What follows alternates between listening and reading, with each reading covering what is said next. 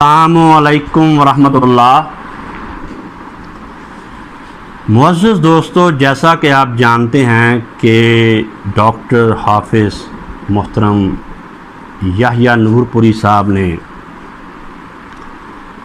अमीरुल मोमिनीन खलीफतुल मुस्लिमीन इमामुल मुत्तकीन अली रज़ी अल्लाह तआला अन्हु के दस्ते रास्त कमांडर हज़रत मालिक अल अश्तर पर तनकीद की, नश्तर चलाए और उन पर खाक उड़ाने का सिलसिला शुरू किया हुआ है। खाकसार हज़रत मालिक अल अश्तर के दफ़ा के लिए आपके सामने है। इस सिलसिले में कुछ बयानात गुज़र गए हैं और कुछ आगे आए। इंशाअल्लाह ताला ये सिलसिला चलता रहेगा।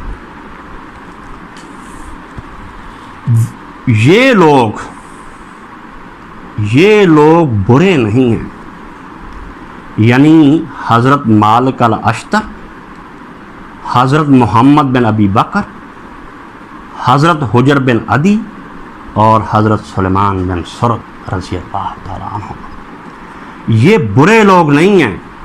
ये सब सहाबा, किताबों में हमारे सलफ़ ने इनकी सताइश की है, इनकी तारीफ़ की है, इनकी तासीफ़ की है।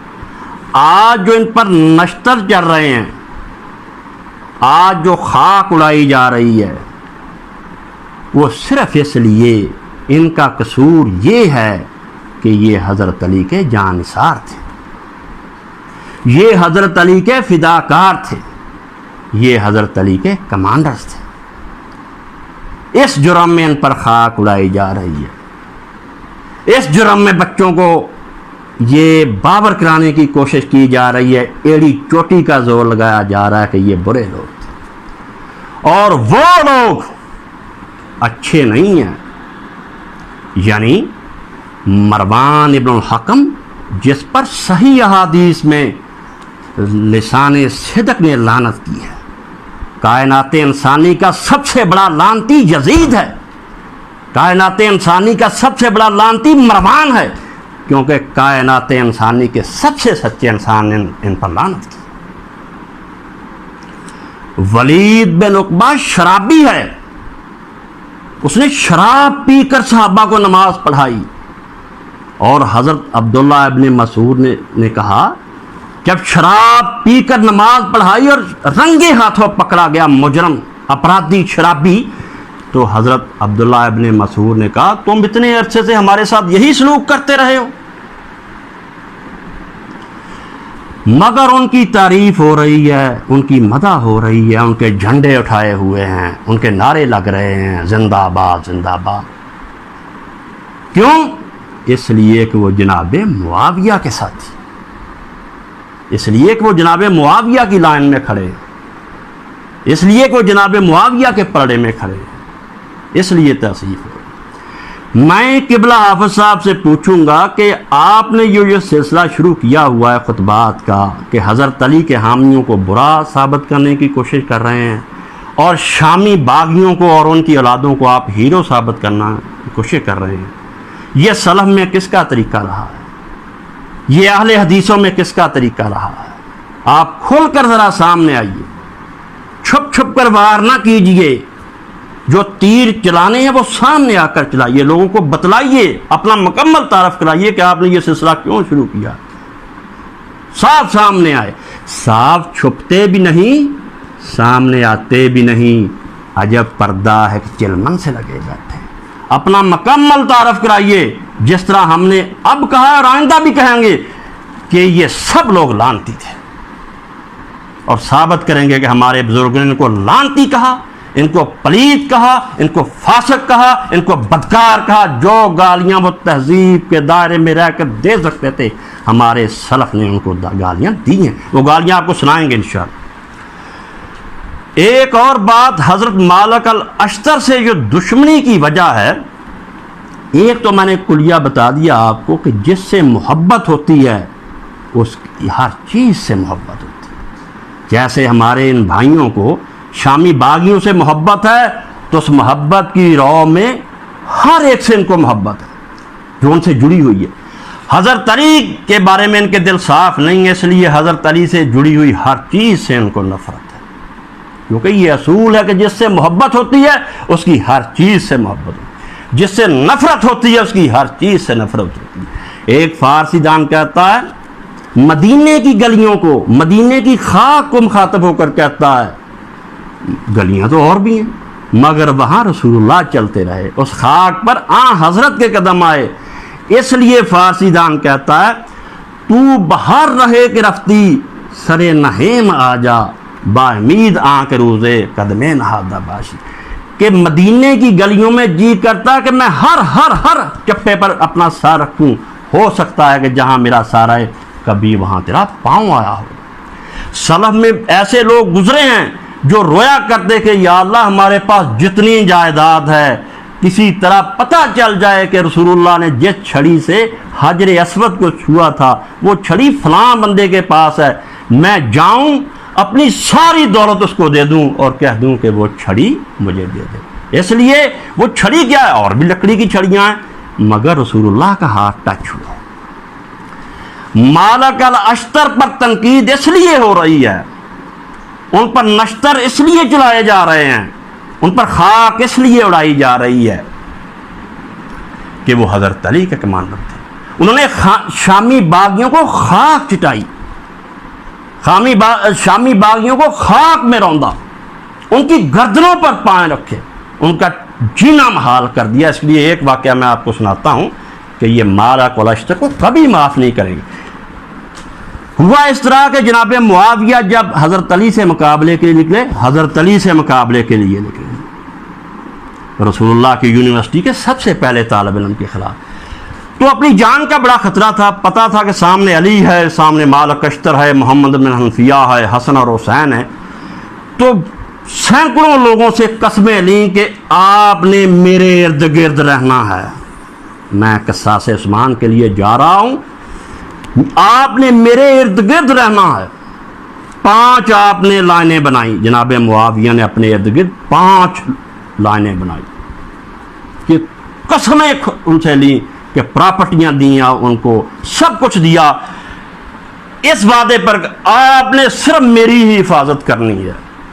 شیر کا کلیجہ رکھنے والے، شیر خدا کے کمانڈر، شیر خدا کے سپاہی صفوں کو چیرتے ہوئے وہاں پہنچ گیا جہاں وہ حضرت معاویہ تھے، صفوں کو رانتے ہوئے، صفوں کو چیرتے ہوئے مالک اشتر پہنچ گئے۔ جب اب پکار آئی کہ اشتر پاس آ گئے ہیں تو کہا کہ بچنا کیسے، انہوں نے کہا اس قرآن سے مدد لیتے ہیں، اس کو نیزوں پر اٹھاؤ۔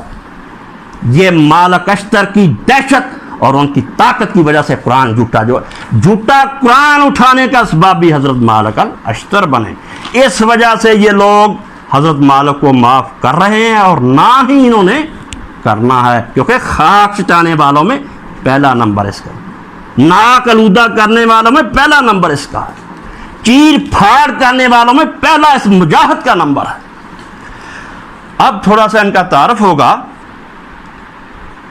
حافظ صاحب سے میں نے ایک بات اور پوچھنی ہے کہ آپ مروان کے نام سے جذباتی ہو رہے ہیں، آپ یزید کے نام سے جذباتی ہو رہے ہیں، اور جو ان کو برا بلا کہتا ہے آپ چراغ پا ہو جاتے ہیں، آگ بگولا ہو جاتے ہیں، جذبات کی لہروں میں بہنے لگ جاتے ہیں۔ آپ کی ان لوگوں سے رشتہ داری کیا ہے، ان سے ناتا کیا آپ کا؟ بے خودی بے سبب نہیں غالب، کچھ تو ہے جس کی پردہ داری ہے، پردے کو اٹھائیے۔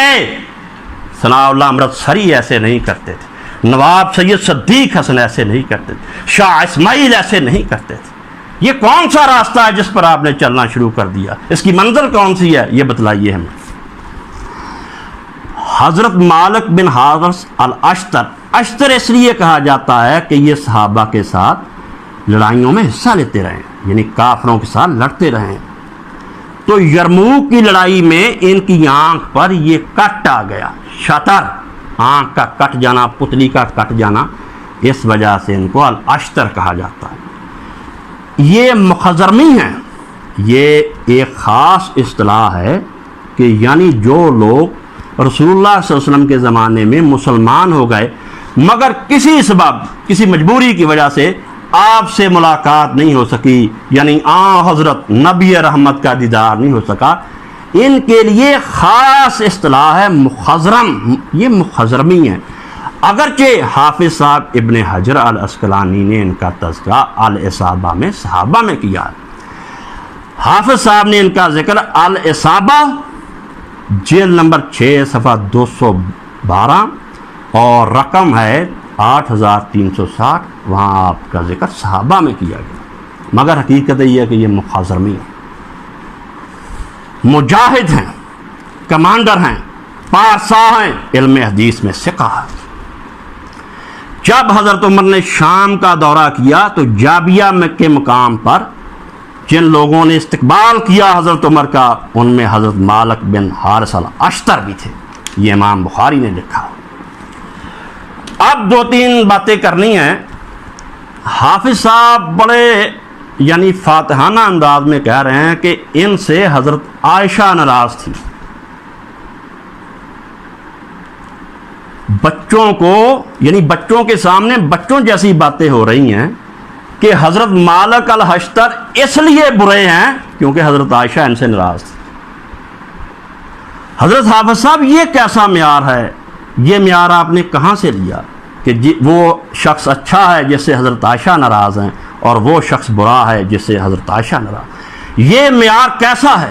یہ قرآن کی کس آیت سے آپ نے لیا؟ یہ معیار آپ نے قرآن کی کس آیت سے اخذ کیا، کس حدیث سے اخذ کیا ہے؟ یہ معیار کیسا ہے؟ یہ پیمانہ کیسا ہے جو آپ نے لیا؟ یہ تولنے والی تکڑی کیسی ہے جو آپ نے لی؟ ہاں، اگر یہی پیمانہ ہے کہ کوئی کسی سے ناراض ہو جائے تو اس کی آخرت تباہ ہو جاتی ہے، اگر آپ کی یہی تکڑی ہے، آپ کے یہی کنڈے ہیں، تو میں اسی تکڑی میں، اسی کنڈے میں یہی وٹے ڈال کر آپ سے پوچھتا ہوں کہ اگر کسی کا ناراض ہو جانا اس کی تباہی کا سبب ہے تو پھر قبلہ حضرت ابو بکر کا کیا بنے گا جن سے خاتون جنت ناراض گئی، جسے بخاری نے نقل کیا؟ قبلہ حضرت عمر کا کیا بنے گا جن سے خاتون جنت ناراض گئیں، جسے بخاری نے نقل کیا؟ حضرت عائشہ کا اگر آپ کہہ رہے ہیں کہ وہ مالک بن حارث الاشتر سے ناراض تھی تو مجھ سے آپ سینکڑوں حوالے لے لو کہ وہ فلاں فلاں بندے سے ناراض تھی، میں آپ سے ثابت کرتا ہوں۔ اب آئیے مسند احمد کی طرف۔ مسند احمد کی حدیث ہے 24,808، جس میں حضرت عمار بن یاسر نے سلام کیا اور سلام کے جواب میں انہوں نے سیدہ نے فرمایا، یعنی جواب اس طرح دیا کہ السلام علی من اتبع الہدی۔ تو حضرت عمار بن یاسر نے کہا کہ اماں میں جانتا ہوں کہ آپ مجھ سے ناراض ہیں۔ عمار بن یاسر کو اللہ کے رسول نے جنتی کہا، مگر وہ کہہ رہے ہیں کہ میں جانتا ہوں کہ آپ مجھ سے ناراض ہیں۔ آگے بخاری کی طرف آئیے۔ حضرت عائشہ صدیقہ ام المومنین ناراضگی کی وجہ سے حضرت علی کا نام نہیں لیا کرتی تھی، حضرت علی تو پھر گئے۔ بخاری شریف کی یہ حدیث آپ نے دیکھنی ہے 198 جس میں ہے کہ وہ ناراضگی کی وجہ سے حضرت علی کا نام نہیں لیا کرتی تھی۔ میرے پاس اتنا وقت نہیں ہے، میں نے اشارہ کر دیا اور میں ان باتوں کو کھولنا بھی نہیں چاہتا۔ مسلط نیست از پردہ بروفتد راز، ورنہ اندر محفل رنداں خبر نیست کی۔ آپ کو اشارہ کر دیا کہ بخاری نے یہ روایت لکھی ہے کہ وہ ناراضگی کی وجہ سے حضرت علی کا نام نہیں لیا کرتی تھی۔ باقی سیدہ عائشہ کا ناراض ہونا بنتا ہے، کیونکہ جب مالک بن حارث الاشتر حضرت عمار کے پاس گئے تو حضرت عمار نے سلام کیا سیدہ عائشہ کو۔ حضرت عائشہ نے پوچھا کہ عمار تمہارے ساتھ کون کھڑے ہیں؟ تو حضرت عمار نے کہا اماں میرے ساتھ اشتر کھڑے ہیں۔ تو اماں نے آگے سے آواز آئی کیونکہ وہ پردے میں تھی کہ اشتر تم ہی ہو جو میرے بھانجے کو قتل کرنا چاہتے تھے؟ تو حضرت مالک نے بن حارث الاشتر نے فرمایا کہ ہاں وہ میں ہوں جو ابن زبیر کو قتل کرنا چاہتا تھا۔ انہوں نے جمل میں گرا لیا تھا، ان کو اوپر چڑھ گئے تھے، برچھا چلنے لگا تھا کہ انہوں نے چیخ و پکار کی کہ مجھے مالک سے بچاؤ، مجھے اشتر سے بچاؤ۔ لوگ آئے اور انہوں نے ان سے نیچے سے نکالا، ورنہ قصہ تمام ہو جانے لگا تھا۔ اس وجہ سے وہ ناراض، انہوں نے کہا کہ میں تم سے ناراض اس لیے ہوں کہ تم میرے بھانجے کو قتل کرنا چاہتے تھے۔ یہی میں نے شروع میں کہا کہ نزلہ سارا مالک بن حارث الاشتر پر گر رہا ہے اور ان پر ہی گرتے رہنا ہے کیونکہ چیر پھاڑ انہوں نے کی۔ آگے چلیے، یہ معیار آپ نے غلط بیان کیا ہے کہ حضرت عائشہ فلاں بندے سے ناراض ہیں تو اس لیے وہ برا ہے، یہ معیار ٹھیک نہیں ہے۔ اگر یہی معیار رکھنا تو ان بدری صحابہ کا کیا بنے گا جنہوں نے سجدہ پر کتنی بڑی تہمت لگائی تھی۔ کیا رسول اللہ نے کہہ دیا کہ آج کے بعد تم مسلمان نہیں، آج کے بعد تم منافق ہو، آج کے بعد تم مرتد ہو؟ آپ نے کسی کو کچھ نہیں کہا۔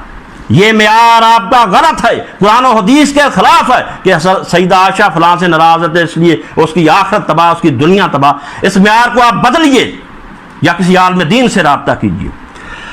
دوسرا آپ نے کہا کہ حضرت صفیہ سواری پر سوار ہو کر گئیں اور انہوں نے کہا کہ مجھے واپس لے چلو، واپس لے چلو، مجھے یہ کتا کاٹ نہ لے۔ حضرت مالک بن حارث الاشتر کا انہوں نے کہا کہ مجھے واپس لے چلو، مجھے کہیں یہ کتا کاٹ نہ لے۔ تو قبلہ میں پوچھتا ہوں کہ یہ معیار بھی آپ نے کس طرح بنا دیا؟ کیا رسول اللہ نے کہا تھا کہ میری بیوی صفیہ جس کو کتا کہے گی وہ کتا ہوگا، جس کو شیر کہے گی وہ شیر ہوگا، جس کو بلا کہے گی بلا؟ حضرت صفیہ کی یہ ڈیوٹی کس نے لگائی؟ رسول اللہ نے لگائی؟ رسول اللہ نے تو حضرت علی کی ڈیوٹی لگائی ہے۔ رسول اللہ تو حضرت علی کو ذمہ داری دے کے گئے، ذمہ داری حضرت علی کی ہے، ڈیوٹی ان کی لگی ہوئی ہے، حضرت صفیہ کی نہیں۔ میں بتاتا ہوں، حضرت صفیہ کی ڈیوٹی قرآن نے یہ لگائی ہے کہ آپ نے گھروں میں بیٹھے رہنا۔ رسول اللہ نے ڈیوٹی لگائی کہ میں سن لو، جو حج آپ نے کرنا تھا وہ کر لیا، جو عمرے آپ نے کرنے تھے کر لیے، آج کے بعد یہ حجرے ہیں، یہ چٹائیاں، یہاں تم نے رہنا۔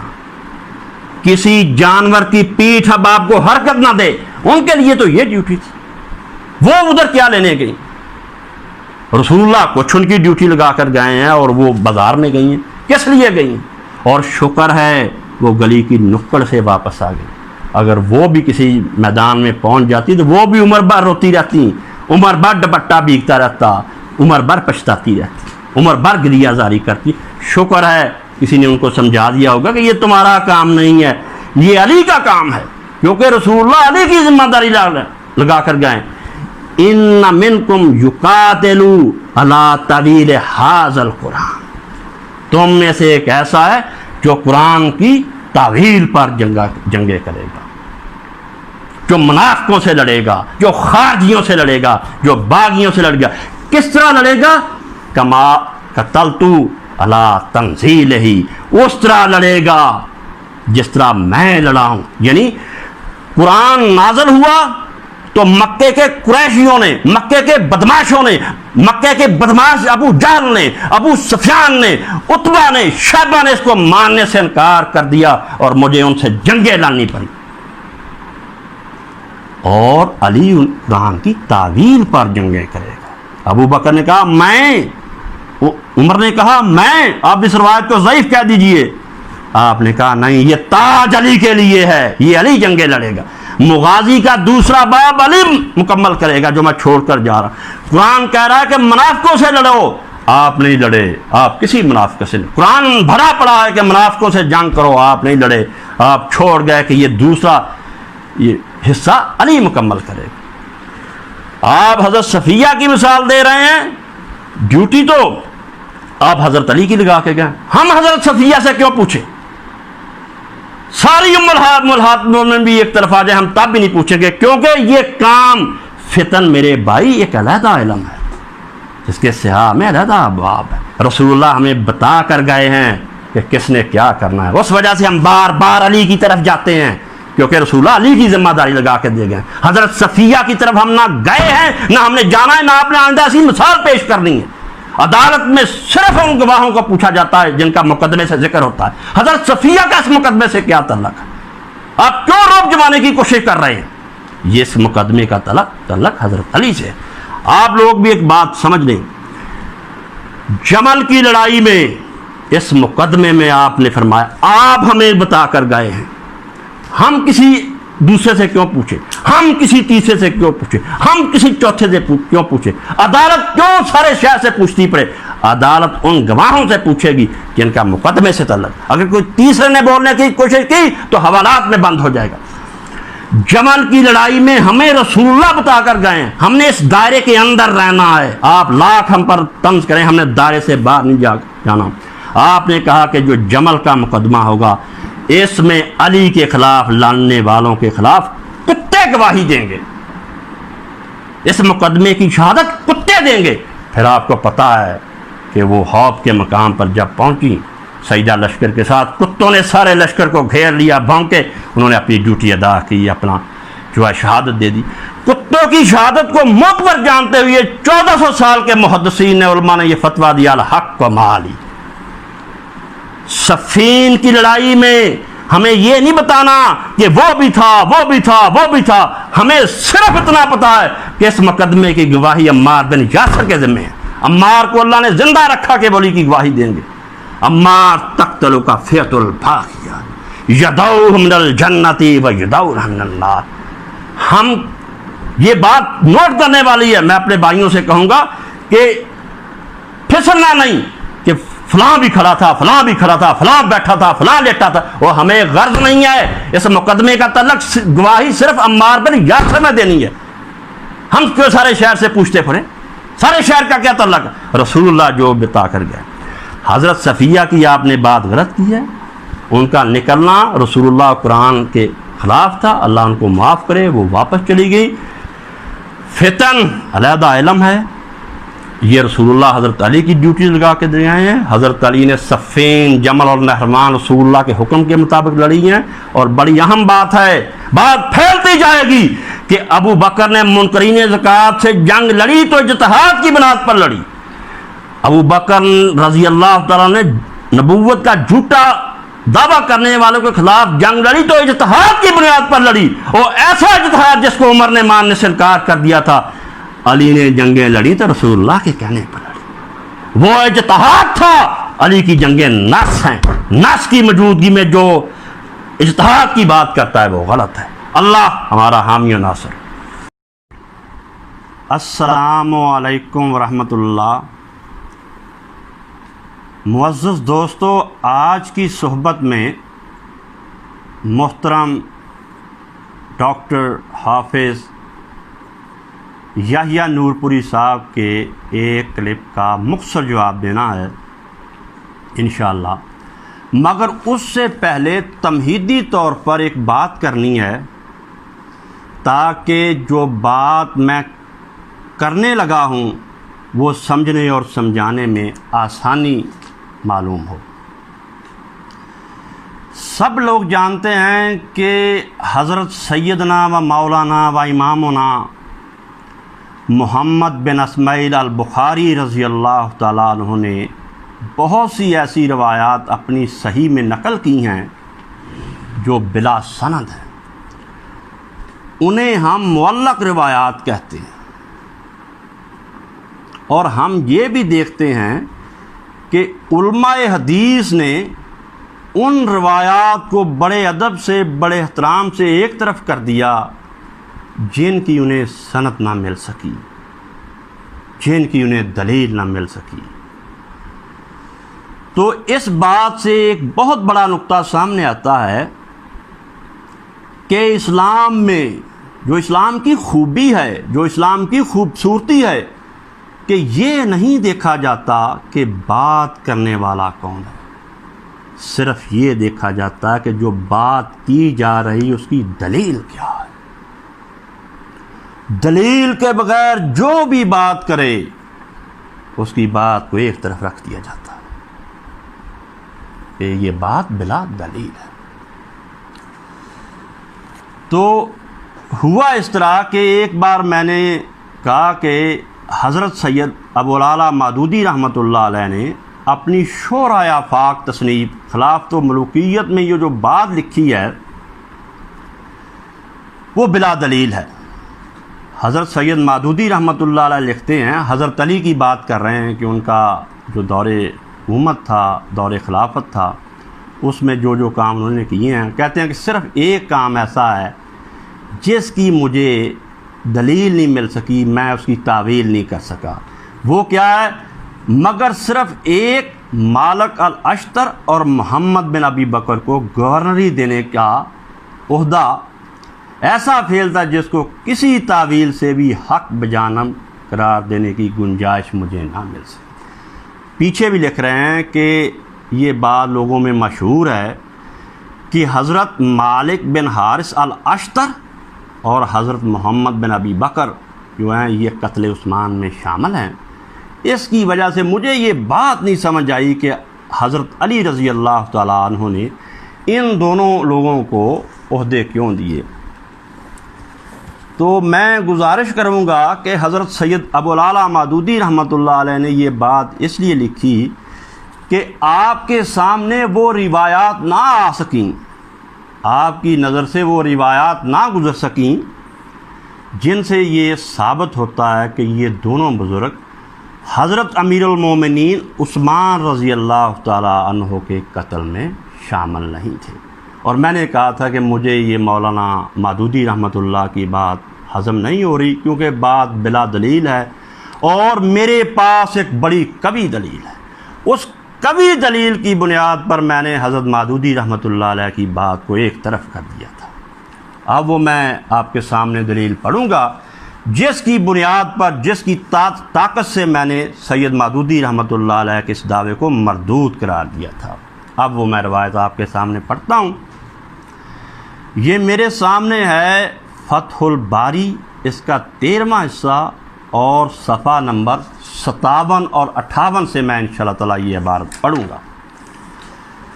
حافظ صاحب ابن حجر العسقلانی رحمۃ اللہ علیہ لکھتے ہیں وَأَخْرَجَ الطَّبَرِيُّ بِسَنْدٍ صَحِيحٍ عن علقمة قال قلت لأشتر،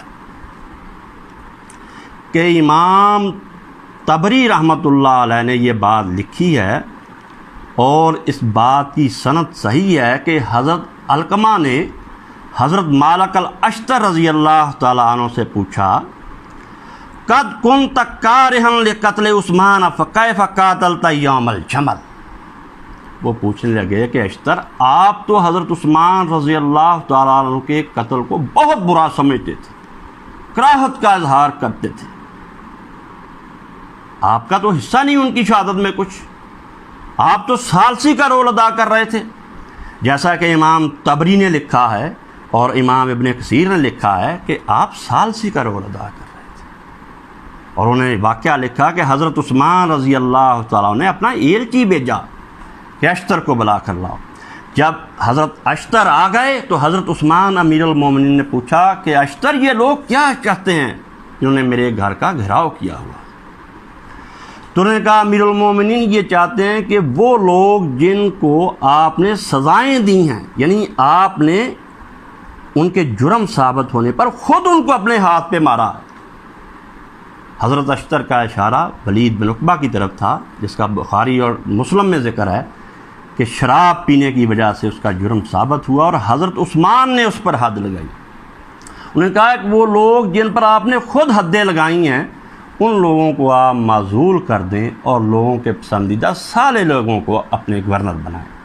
یہ لوگ وہ مطالبہ کر رہے ہیں، اور دوسرا مطالبہ وہ کر رہے ہیں کہ مروان کو ہمارے حوالے کریں، کیونکہ آپ اس سے پوچھ گچھ نہیں کر رہے، پڑتال نہیں کر رہے، ہم اس سے پوچھ گچھ کریں کہ تمہیں کیا تکلیف ہے کہ تم حضرت عثمان کے نام سے خط لکھتے ہو، ان کی مہر لگا دیتے ہو، جیسے وہ پریشانی کا شکار ہو جاتے ہیں۔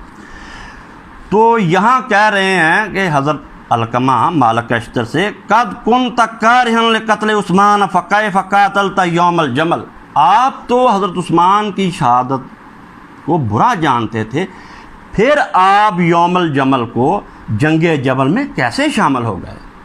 آپ نے جمل کی لڑائی میں پھر کیوں حصہ لیا؟ آپ تو لڑائیوں سے دور رہنا پسند کرتے تھے، فساد سے، فتنے سے۔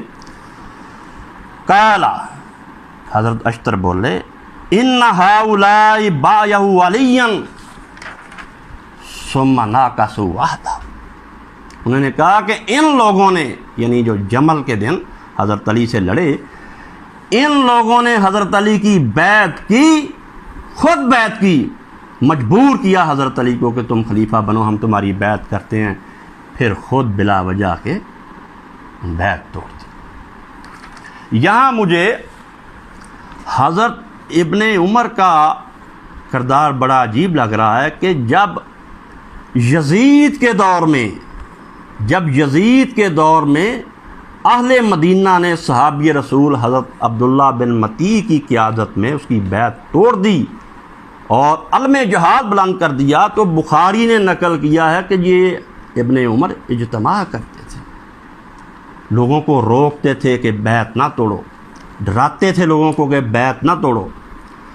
حیرانی یہاں ہے کہ جب حضرت علی کی لوگوں نے بیعت توڑی اس وقت یہ حدیثیں انہوں نے بیان نہیں کی، یعنی جب لوگوں نے حضرت علی کی بیعت توڑ دی اور جنگ کے لیے آمادہ ہو گئے اس وقت ابن عمر نے لوگوں کو بخاری کی یہ حدیثیں نہیں سنائیں۔ تو وہ کہتے کہ ان لوگوں نے علی کی بیعت کی رضی اللہ تعالیٰ عنہ، اور پھر بغیر کسی وجہ سے بیعت توڑ دی اور بصرے چلے گئے۔ علی مدینے بیٹھا ہوا ہے اور یہ قصاص لینے کے لیے بصرہ چلے گئے، بیت المال سے قصاص لیا پہلے۔ وَكَانَ الزُّبَيْرُ هُوَ الَّذِي حَرَّكَ عَائِشَةَ عَلَى الْخُرُوجِ، اور اشتر فرماتے ہیں کہ یہ حضرت زبیر ہی ہیں کہ انہوں نے حضرت سیدہ عائشہ رضی اللہ تعالی عنہا کو خروج پر اکسایا کہ علی کے خلاف جنگ کرو۔ علی کے سامنے لانے میں حضرت زبیر کا حصہ، جیسا کہ شیخ ناصر الدین البانی نے السیہ کے چوتھے حصے میں بڑے زوردار لفظوں میں بحث کی ہے، اور حضرت زبیر رضی اللہ تعالیٰ عنہ کے اس عمل کو، ان کی اس حرکت کو جو اس کو برا بلا کہا ہے کہ کاش حضرت ابن زبیر اور حضرت زبیر حضرت عائشہ کو نہ اکساتے اور وہ بصرے نہ جاتی، خصوصاً جب حوض پر پہنچی تھی اور حوض کے مقام کے کتوں نے بھونک کر حضرت علی کے حق میں گواہی دے دی تھی، کیونکہ ان کی ڈیوٹی لگی ہوئی تھی۔ تو اس دلیل کی بنیاد پر جسے حافظ صاحب ابن حجر العسقلانی نے لکھا کہ حضرت مالک بن حارث الاشتر رضی اللہ تعالیٰ قتل عثمان میں شامل نہیں تھے، یہ ان پر الزام ہے، اور محدثین نے اس الزام کو ٹھوکر سے اڑاتے ہوئے حضرت مالک بن حارث الاشتر کو علم حدیث میں ثقہ راوی قرار دیا۔ وہ ثقہ راوی، ان کی بات صحیح ہے، ان کے بیٹے ثقہ ہیں، ان کے پوتے ثقہ ہیں۔ تو ڈاکٹر حافظ صاحب کی بات کا میں نے جواب دے دیا۔ اب 3 چھوٹے چھوٹے اعلان ہیں۔ پہلا اعلان یہ ہے کہ اگر میں کہوں کہ پورے ہفتے میں 5 منٹ کے لیے بھی فیس بک پہ نہیں بیٹھتا اور یوٹیوب استعمال نہیں کرتا تو یہ بات غلط نہ ہوگی۔ مجھے یہ بات ساتھی بتاتے ہیں، کوئی ساتھی کہہ دیتا ہے کہ ایسے کلپ بنا ہے، آپ اس کا جواب دیں۔ تو جو آدمی ایسا کلپ دیکھے وہ مجھے واٹس ایپ پہ اطلاع دے دے، کیونکہ میں اس کو باقاعدہ استعمال کرتا ہوں۔ دوسرا یہ کہ بہت سے لوگ جو ہے مجھے میسج کر رہے تھے کہ آپ کا یوٹیوب چینل ہے، تو میرا تو خیر یوٹیوب چینل نہیں ہے، تو انڈیا سے ہمارے بھائی ہیں زید مشتاق صاحب، تو ان کا یوٹیوب چینل ہے جامعہ الدین الخالص۔ تو آج میں نے ان سے گزارش کی تھی کہ میرے جو یہ چھوٹے چھوٹے کلپ میں جو حافظ صاحب کے ساتھ سلسلہ شروع ہوا ہے محبت سے، پیار سے، احترام سے، آپ اس کے کلپ جو ہے نا یوٹیوب چینل پہ شیئر کر دیا کریں، یعنی آج کے بعد انشاءاللہ تعالی یہ چھوٹے چھوٹے کلپ آپ کو جامعہ الدین الخالص سے مل جائیں۔ تیسری بات یہ ہے کہ میں حافظ صاحب اور ان کے جو فالوورز ہیں ان کا شکریہ ادا کرتا ہوں کہ انہوں نے اس گفتگو کو، میرے اور حافظ صاحب کے ہونے والی گفتگو کو بڑے ادب سے، احترام سے سنا ہے، اور ایسا ہی ہونا چاہیے۔ اعتراض کرنے کا حق ہے، کسی کی بات کو رد کرنے کا حق ہے، مگر یہ جو تو ہے یہ اچھی بات نہیں ہے۔ ابھی تک تو حافظ صاحب اور ان کے فالوور محفوظ ہیں، اور ہونا بھی ایسے چاہیے، بات کرو لیکن ادب سے، احترام سے۔ ہر ایک بات پہ تم کہتے ہو کہ تو کیا ہے، تم ہی کہو یہ انداز گفتگو کیا ہے۔ حضرت جگر مراد آبادی کی یہ بات ہمیں ذہن میں رکھنی چاہیے، ادائے دل بری ہو کہ نوائے عاشقانہ، جو دلوں کو فتح کر لے وہی فاتح زمانہ۔ ایک دانش مند فرماتے ہیں کہ کسی کو زیر کر لینا بہت آسان ہے، مگر کسی کے دل کو جیتنا بہت مشکل ہے۔ ادب و احترام سے یہ سلسلہ انشاءاللہ جاری رہے گا۔ اللہ ہمارا